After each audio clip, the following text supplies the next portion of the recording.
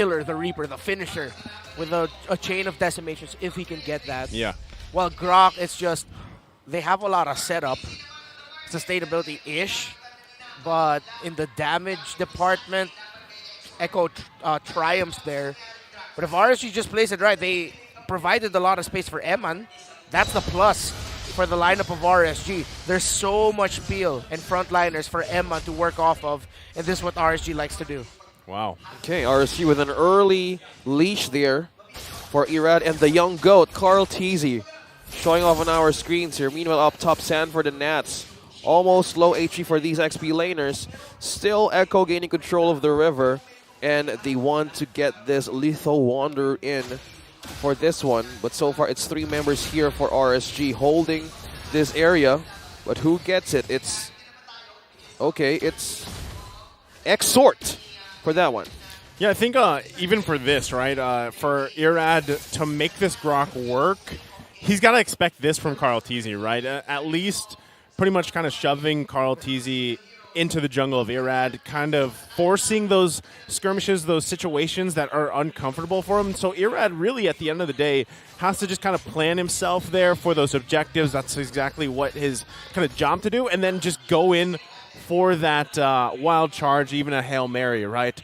That might be him and Light really kind of setting the pace for those team fights. Whereas, yeah, like you mentioned, Renmar, Decimate City might be a problem for RSG to be in. Yeah, because RSG they drafted their lineup eventually to just make it shine for Eman. Echo's lineup can rotate frequently at just 2.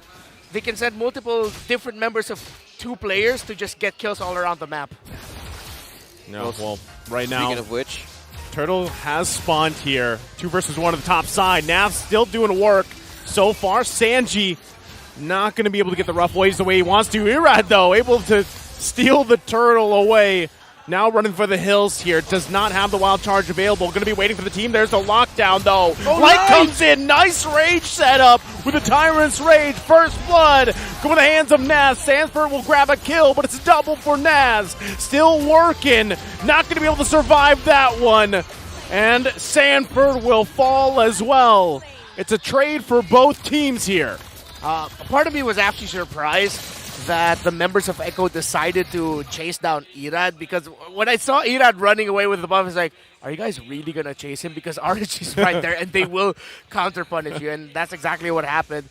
2 kills there for Naths, but it's still close enough that it wasn't a major blunder there by Echo. Just boiled down to RSG read the situation really well and made the right call to help out Irad there.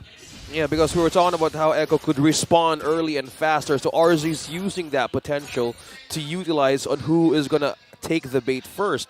So those moments that they can use delays Echo's progress to get proper items in. But most of the time, it's the reinforcement and the rotation of Nats aiding everybody on the map, which is very, very important to aid those missing damages as of this point in time of the game.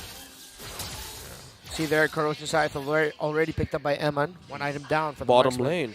of RSG. A lot of bodies here down in the bottom. They'll be able to find anyone though, but just Echo getting a little bit more forward vision, preparing for the turtle spawning in 22. Okay, seems like they're eyeing on pressuring Light and Eman down bottom. Oh, Sanford almost took a hit down there. But now 10 seconds for the second turtle, and Echo is setting up a one-way to control the river. Meanwhile, Irad and Light is here as well to contest this one. Yeah, Echo will be able to start this. Tyrant's Revenge is still on cooldown. Yowie goes in. Now we go in with the Flicker Bloody Hunt combo. Sanji making quick work of Irad. That's going to be an easy turtle now for Echo to go ahead and secure. RSG just getting some vision there. Don't want to commit to anything.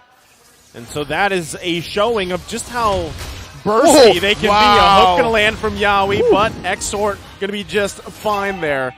Once again, you know, Echo showing that they have the tools they need to pick people off. Yeah, speaking of tools, there's a lot of knockups here Sanji's been doing and aiding Yowie in getting those pickoffs well. And now the answer is the items would really be in time for Benecutie to work for, because that's the damage they need. With those kind of deadly pickups that they can do, they could freely go around and be aggressive on the map of RSG. Yeah, and you see it here. 3-man versus 1. Nats down. Oh, Nats gonna be just fine. Salt 4 now. Exor there. Join him. Nats will fall, even with the tenacity. Yawi, though, will go down to the turret. Exor able to get that kill, but Tier 1 will fall. Meanwhile, on the top side, it's a 2 versus 1 here as well. Sanford gonna be just fine, though. Emon trying to run. Vengeance used as well. Emon on the run. Carl TZ looking for a sandwich play here. Looking to get that decimate off, but might not be able to find it just yet. Decides to just go ahead and take some resources. All right, so mirror rotations by both teams. Both XP laners were the targets, but as Echo comes out on top. And a pick off! That's a clean take there. That's what you expect. Once again, the Kadena was locked into the first phase, and that's exactly why. As we take a little breather here, that's what we're talking about. The pick-off potential, especially with a Kadena across from you to pop up, find that burst.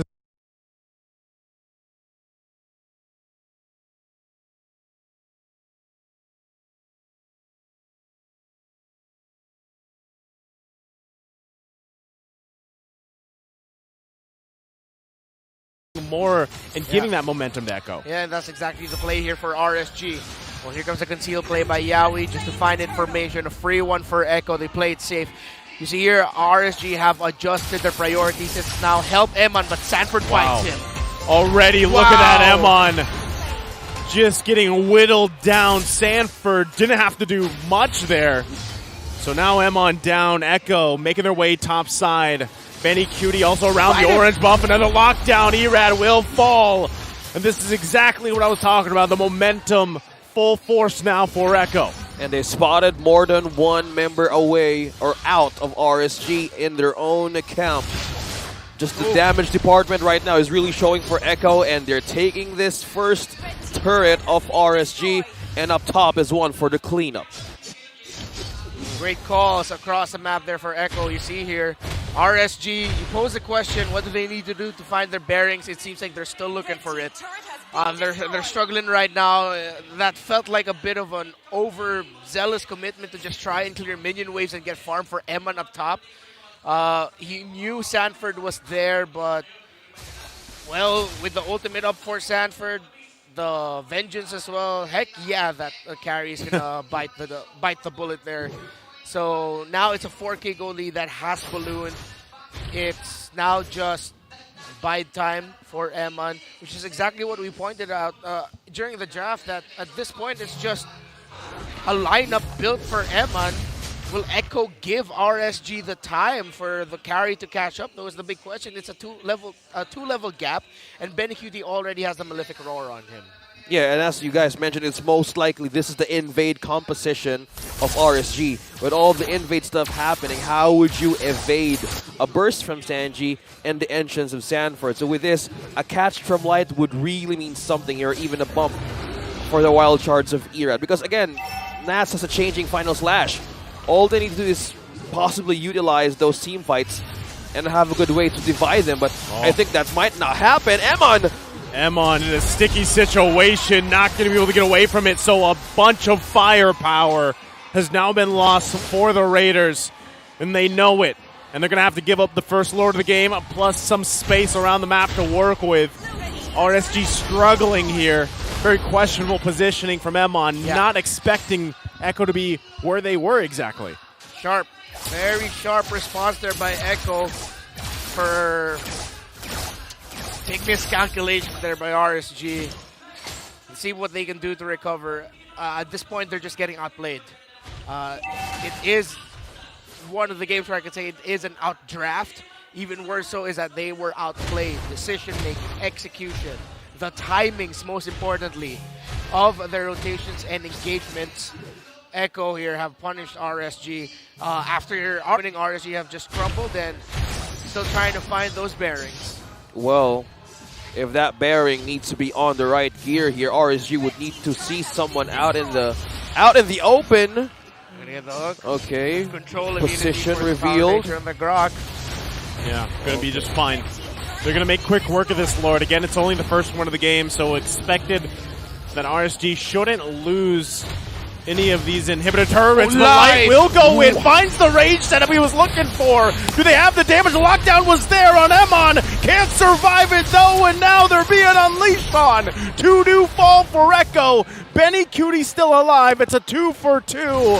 So Light with a play there, found a setup. And right now, RSG still in the game despite the massive lead from Echo. Light, that was beautiful.